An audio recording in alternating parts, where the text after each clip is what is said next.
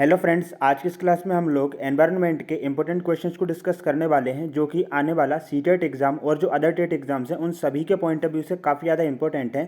तो चलिए क्लास को स्टार्ट कर लेते हैं। देखिएगा, फर्स्ट क्वेश्चन है, जल मंदिर का संबंध निम्नलिखित में से किससे है। हम बात करें जो जल मंदिर है उसका संबंध किससे है, किस धर्म से है, हिंदू धर्म से, इस्लाम धर्म से, बौद्ध धर्म से या फिर जैन धर्म से।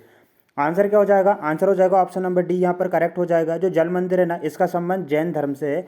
अगला क्वेश्चन देखेंगे, निम्नलिखित में से किस राज्य की सीमा बिहार को स्पर्श नहीं करती है। तो बिहार को जो है ना, किस राज्य की सीमा स्पर्श नहीं करती है? उत्तर प्रदेश, मध्य प्रदेश, पश्चिम बंगाल या फिर झारखंड। इसका राइट आंसर क्या हो जाएगा? Right answer option number B हो जाएगा। जो मध्य प्रदेश है ना, यह बिहार राज्य की सीमा को स्पर्श नहीं करती है। मखाना की खेती हेतु अग्रणी जिला कौन सा है? हम यहाँ पर बात करें, जो मखाना है उसकी खेती के लिए अग्रणी जो जिला है वह कौन सा है? समस्तीपुर, मुजफ्फरपुर, मधुबनी या फिर सुपौल। आंसर क्या हो जाएगा? आंसर देख लेते हैं। आंसर हो जाएगा ऑप्शन नंबर बी, यहाँ पर करेक्ट हो जाएगा। हम बात करें जो मखाना होता है उसकी खेती के लिए जो अग्रणी जिला है वह कौन सा है? मुजफ्फरपुर है। अगला क्वेश्चन देखिएगा, सरीसृप के अंतर्गत निम्नलिखित में से कौन आता है? तो बताइएगा, जो सरीसृप हैं उनके अंतर्गत कौन आता है? कछुआ, अमीवा, फर्न या फिर व्हेल। आंसर क्या हो जाएगा? देख लेते हैं। हम बात करें यहाँ पर सरीसृप, तो इसके अंतर्गत जो कछुआ है ना, यह इसके अंतर्गत आते हैं। किस विटामिन की कमी से घाव से रक्त का बहना नहीं रुकता है? बताइएगा, किस विटामिन की कमी होने के वजह से जो घाव रहता है उससे रक्त का बहना नहीं रुकता है? तो आंसर हो जाएगा यहाँ पर ऑप्शन नंबर डी हो जाएगा। विटामिन के की वजह से जो है ना, जो घाव पर जो रक्त बहता है, ठीक है, वह रुकता नहीं है।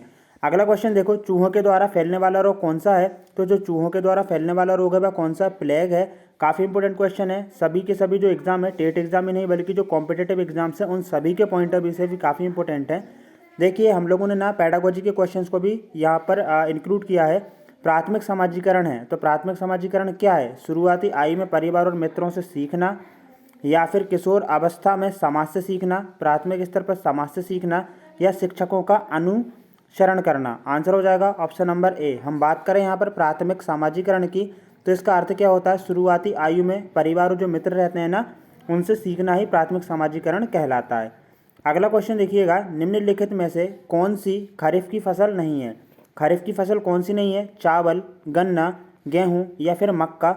आंसर क्या हो जाएगा? आंसर ऑप्शन नंबर सी हो जाएगा। ये जो गेहूँ है ना, यह खरीफ की फसल नहीं है, बाकी की जो है ना वह खरीफ की फसलें हैं। अगला क्वेश्चन है, निम्नलिखित में से कौन सा पदार्थ बायोगैस संयंत्र में प्रयोग नहीं होता है? पशुमल, खनिज तेल, जैव कचरा या फिर मानव मल। आंसर देखेंगे। आंसर ऑप्शन नंबर बी बिल्कुल यहाँ पर राइट हो जाएगा। जो खनिज तेल है ना, यह जो है बायोगैस संयंत्रों में प्रयोग नहीं होता है। भारत का राष्ट्रीय पक्षी कौन सा है? हम बात करें भारत के राष्ट्रीय पक्षी की, काफ़ी इजी क्वेश्चन है। मोर जो है ना भाई भारत का राष्ट्रीय पक्षी है। पशु कौन सा है? बाघ है। याद रखिएगा, फसल चक्र के द्वारा मिट्टी में किस तत्व की स्थिरता संभव हो पाती है? बताइएगा, जो फसल चक्र है उसके द्वारा मिट्टी में किस तत्व की स्थिरता जो है वह संभव हो पाती है? ऑक्सीजन, हाइड्रोजन, फास्फोरस या फिर नाइट्रोजन। आंसर क्या हो जाएगा? आंसर ऑप्शन नंबर डी हो जाएगा। हम बात करें फसल चक्र के द्वारा जो मिट्टी में जो तत्व की स्थिरता है वह नाइट्रोजन की स्थिरता जो है वह कैसी होती है, मतलब संभव हो पाती है। पत्तियों का रंग निम्नलिखित में से किसके कारण हरा होता है? तो हम बात करें जो पत्तियों का हरा रंग होता है वह क्लोरोफिल के कारण क्या होता है? वह हरा होता है। याद रखिएगा। आगे देखेंगे, ड्यूटीरियम निम्नलिखित में से किसका समस्थानिक है? जो ड्यूटीरियम है वह किसका समस्थानिक है? तो वह हाइड्रोजन का समस्थानिक है, ड्यूटीरियम। याद रखिएगा। अगला क्वेश्चन देखिएगा, समस्याग्रस्त बालक का पता लगाने की विधि निम्नलिखित में से कौन सी है? जो बच्चे समस्याग्रस्त होते हैं उनकी, ठीक है, पता लगाने की विधि कौन सी है? सेमिनार, क्रियात्मक शोध, केस स्टडी या इनमें से सभी। आंसर देखिए, अधिकतर जो बच्चे ना वो ऑप्शन नंबर डी लगा देंगे, बट ऐसा नहीं है। Right answer option number C है। जो केस स्टडी है ना, इसके द्वारा जो समस्याग्रस्त बालक होते हैं उनकी पहचान की जाती है। अगला क्वेश्चन देखिए, द्रव्यमान संख्या निम्नलिखित में से कौन सी कहलाती है? प्रोटॉन एवं न्यूट्रॉन की संख्या का योग क्या द्रव्यमान संख्या कहलाती है? या इलेक्ट्रॉन और प्रोटॉन की संख्या का योग, या इलेक्ट्रॉन एवं न्यूट्रॉन की संख्या का योग, या इनमें से सभी। आंसर है ऑप्शन नंबर सी। द्रव्यमान संख्या निम्नलिखित में से कौन सी कहलाती है? इलेक्ट्रॉन एवं न्यूट्रॉन की संख्या का योग जो है ना वह द्रव्यमान संख्या कहलाती है। जीवन की मूलभूत इकाई किसको कहा जाता है? तो कोशिका को जो है ना वह जीवन की मूलभूत इकाई कहा जाता है।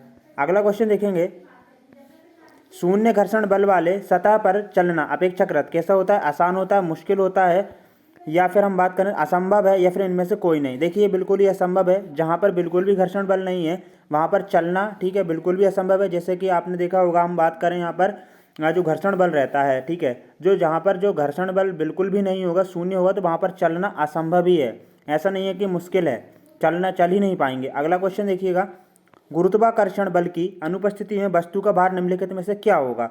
जब गुरुत्वाकर्षण जो बल है, ठीक है, उसकी अनुपस्थिति में जो वस्तु है उसका भार क्या होगा, उसका अपेक्षाकृत, देखिए ज़्यादा भार भी नहीं होगा ना अपेक्षाकृत अल्प होगा, बल्कि भारहीन होगा। जो लास्ट क्वेश्चन है ना, उसमें क्या है, जहाँ पर घर्षण बल नहीं होगा तो वहाँ पर क्या चलना बिल्कुल भी यहाँ पर असंभव है।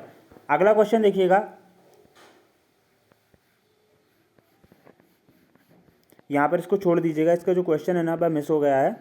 अगला क्वेश्चन देख लेते हैं हम लोग यहाँ पर, पौधों के विभिन्न भागों के शिक्षण हेतु क्या आवश्यक है।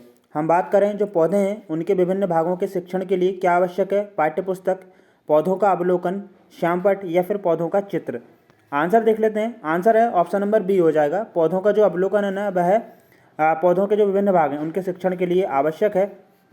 अगला क्वेश्चन देखिए, लड़के लड़कियों की अपेक्षा अधिक बुद्धिमान होते हैं। यह कथन बिल्कुल भी सही नहीं है, ना सही हो सकता, बल्कि ये लैंगिक पूर्वाग्रह को दर्शाता है। ऐसा कुछ नहीं है कि लड़के जो हैं लड़कियों की अपेक्षा अधिक बुद्धिमान होते हैं, ठीक है, लड़कियां भी जो है ना काफ़ी ज़्यादा बुद्धिमान होती हैं और लड़के भी काफ़ी ज़्यादा बुद्धिमान होते हैं। कई बच्चे बुद्धिमान नहीं भी होते हैं, माध्यम जो है ना उनकी बुद्धि होती है, औसत बुद्धि होती है। इस प्रकार से यहाँ पर हम कह सकते हैं। तो ये जो क्वेश्चन है ना, ये किसको दर्शा रहा है, लैंगिक पूर्वाग्रह को दर्शा रहा है। बिहार राज्य में कक्षा 5 तक पर्यावरण अध्ययन कैसा विषय है, तो बताइएगा। देखिए जो बिहार वाले हैं ना उनके लिए काफ़ी इंपॉर्टेंट है। बिहार राज्य में कक्षा 5 तक पर्यावरण अध्ययन कैसा विषय है, तो समन्वित विषय है, ठीक है। अगला क्वेश्चन है, पर्यावरण अध्ययन में क्षेत्र भ्रमण का मुख्य उद्देश्य क्या होता है। तो पर्यावरण अध्ययन में जो क्षेत्र भ्रमण है उसका मुख्य उद्देश्य प्रत्यक्ष अनुभव होता है, कि बच्चे जो है ना वहाँ पर जाकर यदि पेड़ों के बारे में पढ़ रहे हैं तो उनको वह देखें, प्रत्यक्ष अनुभव करें।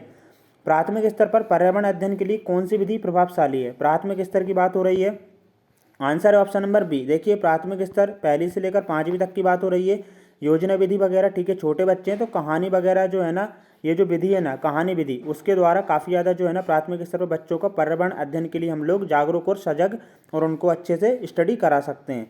निम्नलिखित में से कौन सा एक अभिप्रेरित शिक्षण का संकेत होता है। तो अभिप्रेरण शिक्षण का क्या संकेत होता है, कक्षा में अधिकतम उपस्थिति, बच्चों द्वारा प्रश्न पूछना, कक्षा में एकदम खामोशी तो बिल्कुल नहीं होगा, ना गृह कार्य का पूर्ण करना होगा।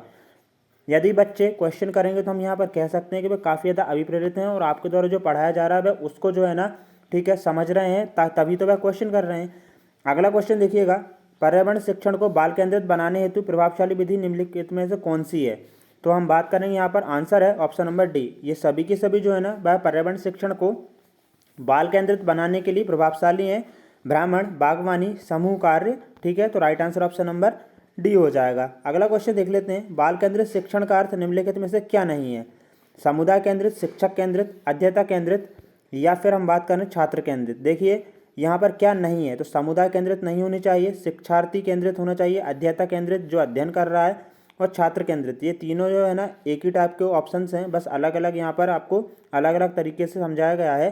तो बाल केंद्रित जो शिक्षण है वह समुदाय केंद्रित नहीं होना चाहिए, बल्कि बालक के अनुसार होना चाहिए, उसकी जो है ना योग्यता उसकी एज के अकॉर्डिंग होना चाहिए।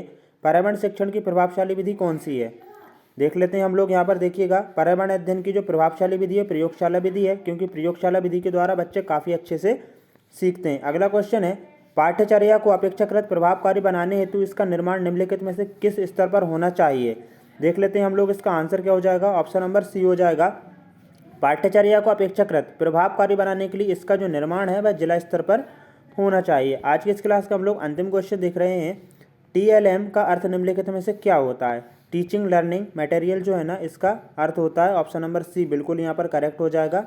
तो फ्रेंड्स हम लोगों ने लगभग 30 क्वेश्चन को डिस्कस किया है। एक क्वेश्चन यहाँ पर हम लोगों से रह गया था, तो एक क्वेश्चन हम आपसे पूछ लेते हैं कि जो बिहू लोक नृत्य है वह कहाँ का लोक नृत्य है, असम का, ठीक है। कांजीरंगा नेशनल पार्क कहाँ पर है, असम में है। तो इस प्रकार से हम लोगों ने लगभग 30 क्वेश्चन को डिस्कस कर लिया है। आपके कितने सही हुए हैं कमेंट बॉक्स में बताएं।